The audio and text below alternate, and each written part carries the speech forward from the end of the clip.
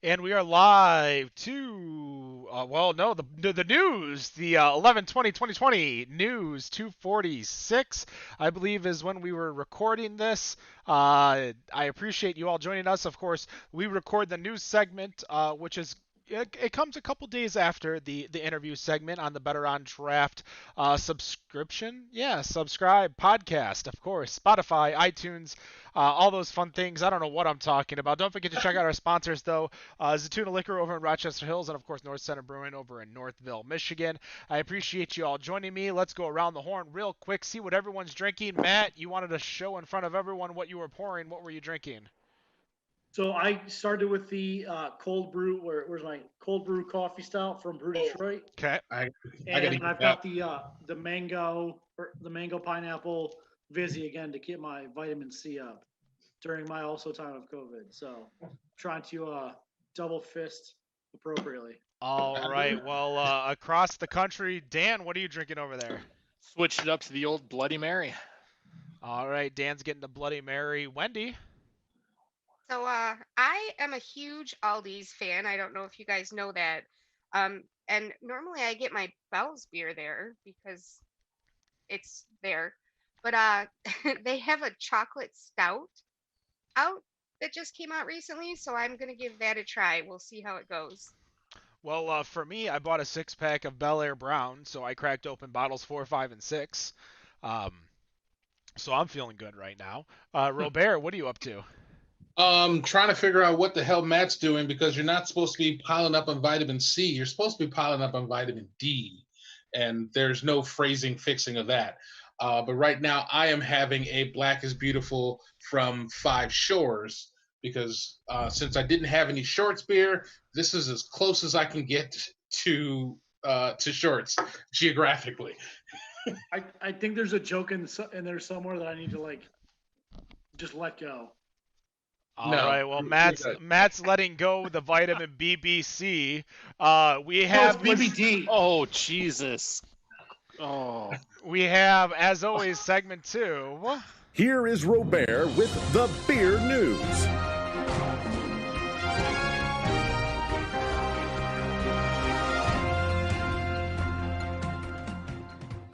Sorry, I had to do something. All right, going into this real quick. One that I ran into recently kind of goes back to what a piece of news that we talked about last year in Charlotte-based Sycamore Brewing. If some of you guys remember, maybe you don't, that last year they released a gingerbread cookie beer, which had a little bit of a problem with their label in that the label included a bunch of reindeer that were in various sexual positions. Nice.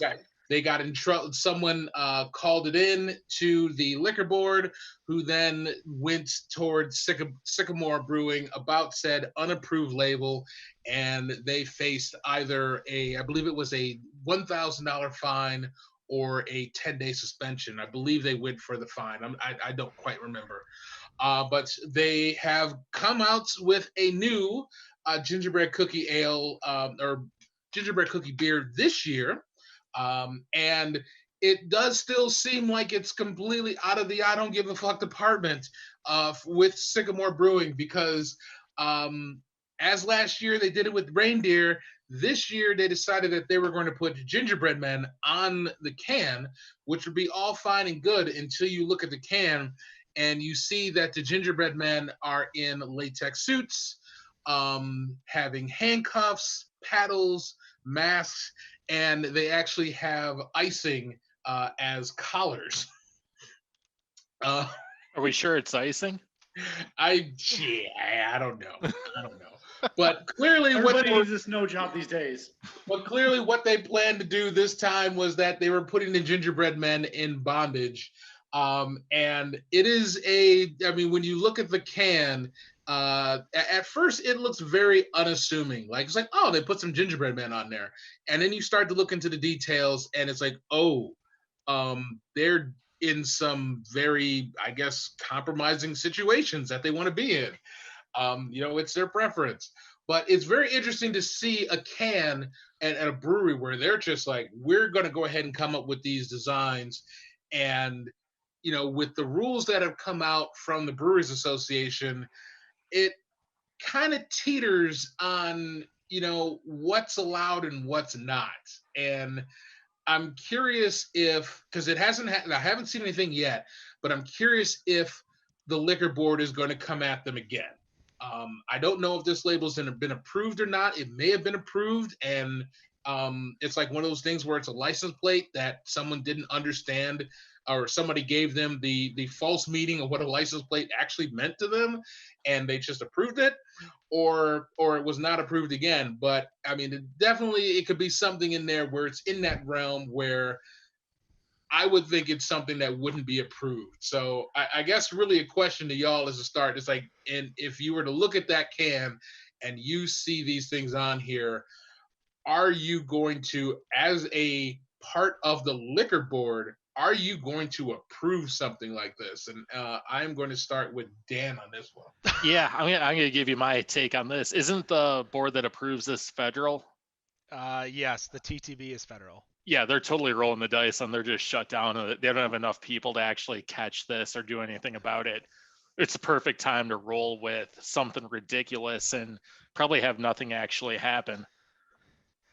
So for those of you who are listening to the podcast, we appreciate you listening so much. But you can see the video online. Head over to Better on Draft. Facebook.com/Better on Draft, YouTube.com/Better on Draft, or Twitch.tv/Bod Podcast. You can see the video because we showed it on the video itself. And it is definitely one of those, like, if you were like just walking by, I don't think you would notice. You would just see, oh, gingerbread men and that kind of stuff. But when you start looking at that can, you're like, oh. Matt, I think wants to say something. So, I hate to turn this back to real estate, but a couple of years ago, actually, it might have been last Christmas, there was a guy who did a photo shoot for his listing, but it was a naughty Mrs. Claus and a Santa in a gimp suit. And it was the most, like, M Live covered it. The Free Press was like some Karen complained so much that it made it out like to the Free Press, like USA Today, but the condo sold like that. So I think, I mean, the can sells beer so many times, and we've talked about this before, whether it's the label, the artwork, or whatever it is. And if it's like a fuck you, that makes sense, but you've gotta sell your beer. The eyes drink before the tongue does. So it's one of those things. Those people who know what they're looking for it. And I guarantee you, they're gonna do something crazy next year, and it's gonna be like Santa and Mrs. Claus doing something dirty. And like in 3 to 5 years, there's gonna be like a vertical of just like this crazy shit they've done. But wouldn't that be just too obvious? I mean, pretty much with what they did last year and what they did with the reindeer, that it was pretty much, I feel like it was the same thing that it was with the gingerbread men. That it was, oh, hey, there's reindeer on the can.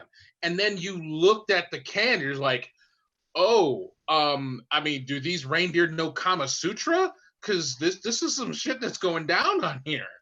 And it was just, I feel like if they were to do something with Santa Claus and Mrs. Claus, that is just going to be way too obvious for them to do. So maybe they'll do something with the elves. I don't know. Yes. What about the candy canes? They could do like candy cane things. I mean, they could do quite a few things. The Isle of Misfit Toys doing very fitting toys. So to bring it back to our guest that we had this week, I actually pulled up and on the video I showed the photo of the Hang and Frank logo, which definitely would have I would have definitely double turned on that before I double turned on the gingerbread cookie guy, just because the way it was presented. But I think it comes to a point where we've talked about it. We've talked about it with breweries, that the design can make or break. And we've talked about breweries, and we won't name names, Matt, but we'll talk about breweries that have, like, artwork that looks like it was done in MS Paint. but when you're talking really good artwork, shorts is always something very very solid when it comes to artwork and making it so it pops out. Flying Dog always grabbed my eye, I think, prior to the huge craft beer boom, because everything looked like a really nice art sketch. But do you think that a logo that is made, so let's take away all bland logos that just say the name of the brewery and the beer, do you think a logo could turn away someone from drinking that beer? Yes. Wendy says yes. I want you to expand a little more on that. 100%. There are certain logos that there are certain things that I see because and I'm horrible, not horrible. It happens a lot that I will pick a beer just for a can, just because of the picture on it. Yeah. And there's a lot of things that I see, especially as a woman, that I'm like, I am not going to drink that beer. This particular one, though, actually kind of makes me wish I liked gingerbread because I think it's hilarious. It was a way for them to expand on what they did originally without getting in trouble because there's nothing bad about what they showed. They're just in gear that looks different. There's no, you know what I mean? There's nothing actually going on the can. So it's not like they can be like, this isn't acceptable. Right. And I think Wendy has a point here. Like, beer can turn off the female consumer, but it can also usually turn on the male consumer. And it's kind of the bullshit that we've been going over for the last 4 years as a society, where it's either, oh yeah, bro, that's awesome, or ew, I don't want to drink that. And I just think that like great artwork can always make you want to drink a beer. Like how cool is this fucking like this is a beer next to Ford Field, and I guarantee this will get a C and D within weeks. I mean, to me, for those of us that have played the Tecmo Bowl, immortal greatest football game of all time, that is Tecmo Bowl, Madden '93. looking at that can, NFL that Blitz. no, I would, and yeah, I would buy just from that can alone because one, it does have that 8-bit, 4-bit kind of look in terms of like that old school football video game look that I grew up with. But there it has number 20. It's Barry Sanders. I still consider one of the greatest running backs of all time. That's Is the greatest running back of all time. Yeah, I would sure. buy something like that. I mean, there are different cans and designs. Unfortunately, I think Nightmare Brewing is still working on getting someone to design their cans again. But there was something that was really cool about their cans, and it's not only the cans, but sometimes even the names for me. I know some of you guys know about the Summer Beer Fest and going to Ascension, and them having a beer called Once You Goes a Black. And at a time where I want to see the artwork on that. I want to see the artwork on that can. this was at a time where I didn't like gozas, I didn't like sours, but for that name alone, I found so much comedic, enthusiasm about such of the name of a beer that I said I have to try this. I have to have this. So also like a couple years ago, probably actually 4 to 5 of these days, God time flies. Griffin Claw had a cream ale called the Clubhouse Cream Ale, and it was legitimately the Tigers logo on the can, and then it was the Lions logo on the can, and they got seed and D the fuck out of themselves, but it sold all over the place because it looked like a Lions beer or a Tigers beer, and it was super cool. And now I don't even know what they call it, if they even sell it anymore, but artwork sells beer. So if it's going to be kinky gingerbread people or like whatever, that's how people see beer first, especially non-craft beer people who just like, I like the way that looks. Like that's why the tap handles, like La Fin de Man, we had Bernard Jackson on years ago. He talked they wanted the tallest tap handle because that's what you would see from the furthest back part of the bar, and then you would just say, give me that giant silver tap. I think that what you mentioned, because tap handles kind of go side and side with the can design or the bottle design, because think about some of the most iconic, and we're going to be hyper local, and I understand that, but we've been drinking in Michigan for 15 20 years now, and if you look at the logos of the tap handles that happen, like Dragon Mead, you could spot that tap handle from a mile away. Shorts, you could spot that tap handle from a mile away. Like, those are some tap handles that we just know we see whenever we go out. Like, it's, to us, it's almost as iconic as a Budweiser or a Miller or a Coors tap or a Guinness tap. Like, I feel those are the it sells just as much for people that walk up to the bar, but I don't know if that works, excuse me, as well as shopping in a market, because your job is to just as anyone who's selling anything in a supermarket is to sell against your competitors, which are literally right next to you. So I'm kind of curious about this now too, because Wendy brought up that a label would turn her off from drinking a beer, but none of us has said that. So are you really appealing to a guy with some of these more controversial looking type of things? Like, for example, if someone made a beer and called it the BBC Stout and had a tap handle that was 12 inches taller than the other ones, the guys are going to drink that. Are the women going to drink that? That's really a good. I'm kind of curious about that. Like, Wendy, would you I think it would would you be be opposite. comfortable buying I a think that would beer? be totally opposite, though. You think so? Like, guys Yeah, would be scared because to buy the girls would think BBC it was Stout? funny. Girls would think it was funny, and guys would get all offended and be like, "I can't drink that." They wouldn't measure up to the tap Yeah. handles. Yeah, I think it's completely opposite from what you just said. That would work in a place like the locker room. Anybody ever been to the locker room? Oh yeah. Oh yeah, they just reopened last year.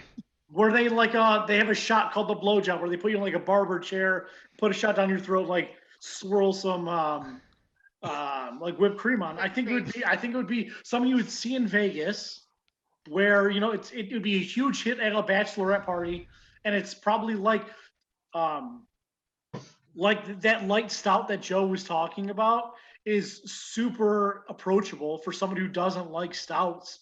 It's super light with just that little bit of like dark malt flavor, and if you could easily do something like that and appeal to the female sex and introduce them, like I've always talked about the beer ladder, where you start with something simple and you like graduate. That would be a way to do it, is bachelorette parties. Hey, I had this BBC in Vegas, and now I want to drink dark beer. Hold on, because I want to bring in Dan here, because Dan and I have gone to Vegas probably a dozen times. Yeah. Well, together, like we've been like to Vegas other times too, but him and I typically go, and you can imagine going on to Fremont and like walking by one of those outdoor like not patio bars, but the bars that are on Fremont that aren't inside the casino, where if you did it once, you could probably cycle a good 8 hours straight of people getting these BBC beers or shots or whatever. So I think that's what sells. I mean, well, let's take it back to Vegas, and we talk back to the frozen machines that are outside of the casino themselves. They're not trying to draw you into the casino. They're trying to get you to pay for the drink outside of the casino. So Yep. it's all about marketing, visual stimulus. I'm gonna pass it to Rob, because I know Rob wanted to pass in, and I kind of interrupted. You're good. You're good. I was just, just thinking about a lot of the, for this year, changes that have been made with the Brewers Association in terms of code of conduct, and addressing their criticism towards discrimination, harassment, bias of all types, and a lot of that being covered in terms of naming beers, and beers that are being part of the independent craft movement that will stay underneath the Brewers Association umbrella. And going into that area where, into that BBC area, there is a certain contingent of people that understand that initialism that goes into one way, and there is people that either don't know, or there are other people that use that initialism in a different way, like black beer culture. which is is a completely different group, than obviously not being associated to what the general consensus of what BBC I guess tends to mean. You got So you got to put a couple extra letters in that. It's got to be like BLABEC. You can't use Bablick. BBC for Bablick. It's got to be like Bablick. it, Bablick. it's tough to go into that and and not have I guess look at the Brewers Association, and there's a lot of I think the beers that are out there that at some point they're going to understand, and it may start off where it's like, oh yeah, we're gonna let that go through, and it's like, oh wait, what the hell did we do? We just figured out what that meant, and nothing else go through forward. But I would think, especially with Dr. J, Jay Nichols, who's a part of the Brewers Association, that there's at least somebody that's in there that's going to understand this, and that's Giggling in his corner office. Now, I want to get to one more news before we go, but I know there's I don't know if you guys have been aware, but there's been a lot of newer people who have been listening to us via our IGTV. That's Instagram TV, for those of you not in the know, including me like 3 weeks ago. Hey. Now, a lot of you are on IGTV listening, guys. Go check out the interview with Joe Short that we had earlier today. Obviously, this gets released around the same time as the interview, but go check it out, especially for the news. I want to get to one more news article. A little shout out, again, fan of the show, Tito Hoffman, talked about how great City Built Brewing does for can designs. I know they just did something with Run the Jewels, launching a brand new beer. But Rob, give us one more small, short, quick, easy news segment before we end the night. Small, short, easy. I don't know if this is easy. But obviously, we just had Goose Island back in, what was that, episode 243? Yeah, 243, because we were on 246 today. Yes.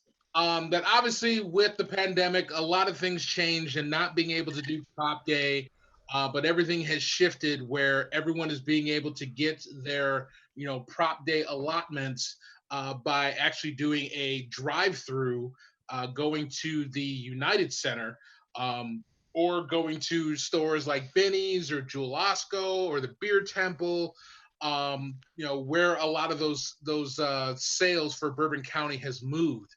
Obviously, it makes it easier for contactless purchase and pickup.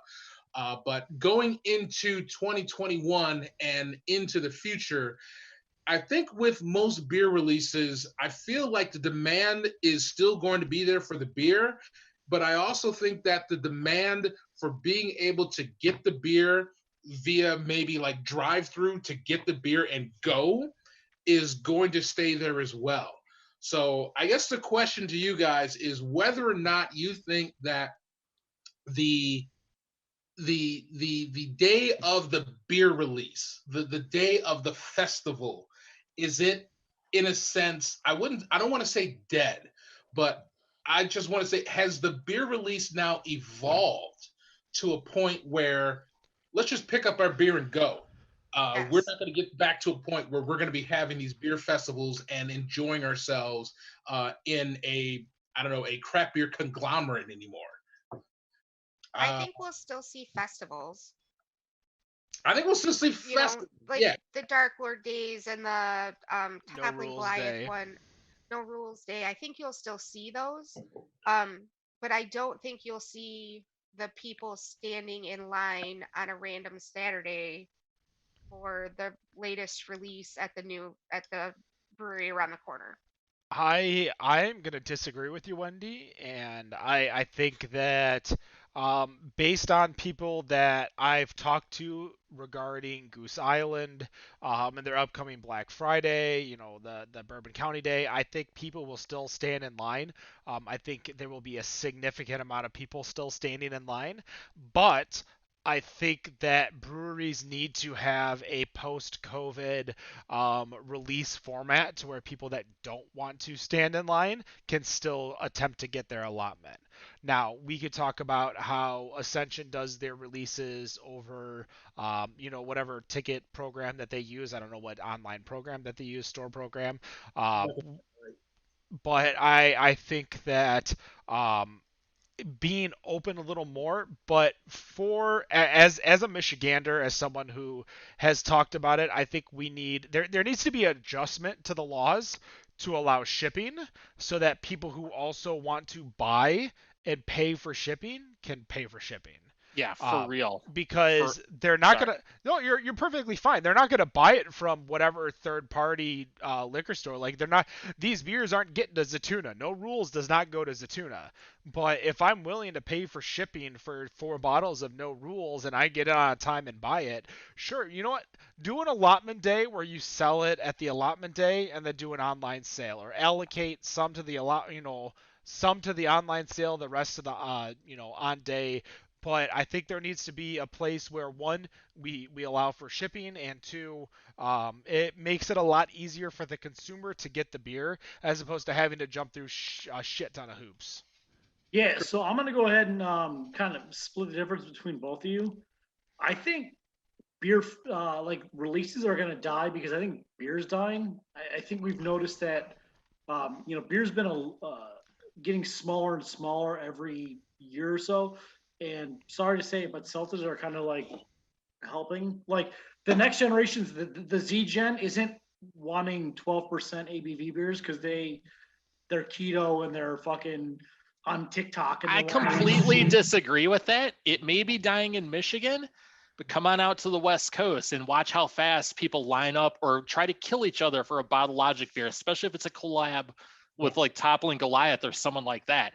People are stabbing each other in the streets to try and get these beers. So Wait, is I that don't agree true? with that. I just think that like the next generation, like Rob's kids, aren't gonna stand in line for 10 hours because they have such a small attention span and they want it now and there. And I think the people like my generation who are now having kids are gonna want to go to Jewel Osco, and while we're picking up our fucking apocalypse roll of toilet paper, are gonna want to get that BCBS. Like it's one of those things like started at the brewery got successful, and now we can like both feed our family and get craft beer. And it's one of those things like it doesn't have to be an either or anymore. It can be All right. I can like be responsible AF, put it in my cellar. I don't have to like go struggle in a tent for 4 days, Robert. unshowered and sleep next to the fucking stinky guy. Okay, so one, you are younger than me, and yet you used AF in such a suspect tone that I am not sure how to respond to that. For one, It's the melanin. It's the lack of melanin, man. It's the lack of gotta be. melanin. number two, and actually, number two, and actually still going back to even the conversation we had with Greg Hall, formerly of Goose Island, but with Virtue Cider, that as much as you are, I mean, for lack of a better term, you are a seltzer boy, and that is straight up BOI. You are a seltzer boy. He was a seltzer boy. She said, "See you later, boy." But give me the bubbles. I feel like cider has the potential to take over seltzer. Never. And you want to know why? Why? Cider is dead because it has too much sugar in it. And that's why I text you that question. Oh, hold on. I'm gonna interrupt you because we talked to Ian on the last episode 245, and he was talking about some of the keto ciders that he was making over at Blackgrass Cider. So while ciders present day, which I agree with you, high in sugar, including me too, high in sugar and the more health conscious, I feel that there is going to be a trend in cider that involves a little more low carb, low sugar aspects to things. I think you're gonna find like a cider seltzer little collab, like you did with the IPA and brute kind of collab. And I think that's as close as it'll get. But the reason why cider took off is because Four Loko died. Well, no. It's because people wanted ready to drink beverages like they had beer. So liquor drinkers traded into cider because it was easy to drink. Like you could drink an Angry Orchard without having to make a drink or pour it.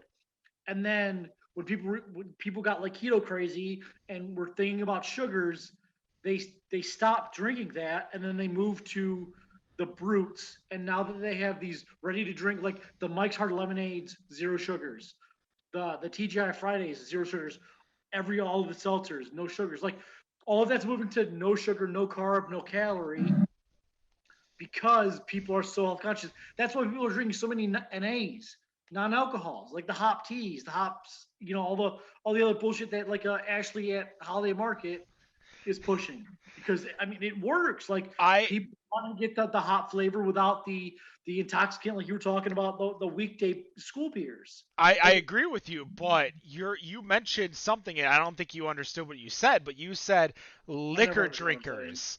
Therefore, we're pulling liquor drinkers into seltzer drinkers, not beer drinkers to seltzer drinkers. I think there are a lot of beer fans who drink seltzer, but I don't think the seltzers are keen towards grabbing those beer drinkers, those craft beer drinkers in. They're grabbing those liquor drinkers, the ones that are drinking the gin and tonics, the Moscow Mules, the martinis, the whatever mixed cocktail you get, over at whatever bar, Kiesling over in Detroit, because that's probably. But you want to know why you're wrong, though, Ken? I'm never wrong. The one reason why you're wrong is because seltzers have gone female, and the one thing a man will always do to appease his female is to just say, "All right, whatever, hon, we'll just drink that." And guys are going towards these White Claws, these Trulies, and because their girlfriends are saying, "Hey, I don't want to drink your Bud Lights. It makes me fat. Let's just drink these White Claws." And instead of saying, "I'm going to get a 12 pack of Coors Light, you get a 12 pack, or you get a 6 pack of White Claw," they get a 12 pack of the White Claw. And he's like, "This isn't terrible." She feels better about himself. He complies to her. He likes it. People are not doing that. I don't know who you people are. I don't know. Yeah, doing that. This ain't no real story. These are it's not happening in my world. If I put this in percentages, this would probably be about 70% Adam Carolla, 30% Jimmy Kimmel, because this is straight up man show bullshit that I have no idea what you're talking about. I don't know. The guys that I know, and we've seen that. Like, you can see the data. Girls have flocked to White Claw. Guys have tried it, said this isn't terrible, and they just go with what their girl says. I don't know what guys you're hanging out with, hold man. on. I will say I will say, Matt, your logic makes sense. But this is like November 3rd. I need proof. I November 4th through 22. I have not seen it, but guys, better on draft. Come on, Rudy. I can show you the numbers. This was the news segment. Those of you who are watching on IGTV, obviously you know we do a game afterwards, which is only on our Instagram TV. Those of you who are listening to the podcast, check us out. Better on Draft on Instagram. Check out our IGTV. Check out the game. See who's winning. Wendy is the current king of the hill. Will someone dethrone her is the question. That's going to do it. Better on Draft. No matter what you think of your beer, we think it's Better on Draft. Better on Draft. Have a good night. Peace.